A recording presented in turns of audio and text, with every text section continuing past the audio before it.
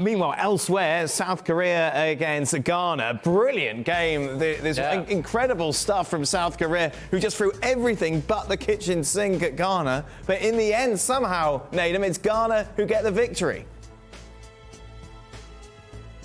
Yeah, this was such a strange game. I think from the way it started, I fancied South Korea to go on and win it because they were moving the ball so well, everything was going well for them.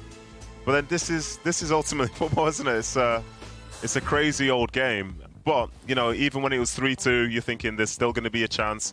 South Korea are going to go forward, they're going to score their goal, but it just wasn't to be for them. And then you saw the scenes at the end when the manager's frustrated in the fact that they were only given 11 minutes of the 10 minutes that were supposed to be given to them. But this is the passion of the game itself. I think from being 2-0 down and pushing on and coming back to 2-2, they're probably thinking they're going to go on and win the game, but then they get hit almost straight away.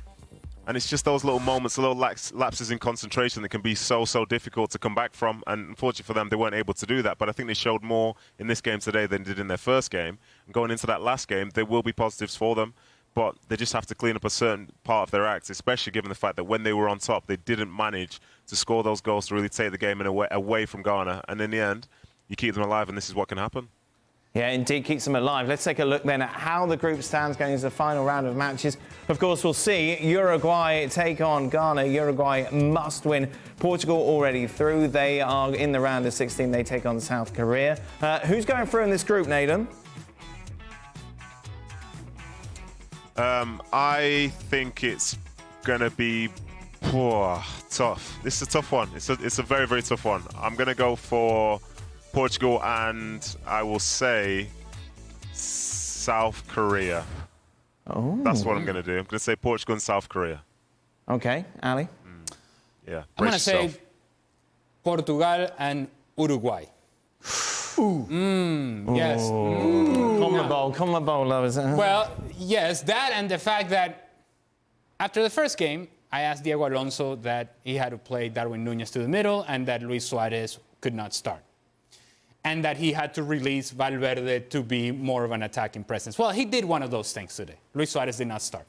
So what I'm hoping is that by the third game, we're going to get it all right.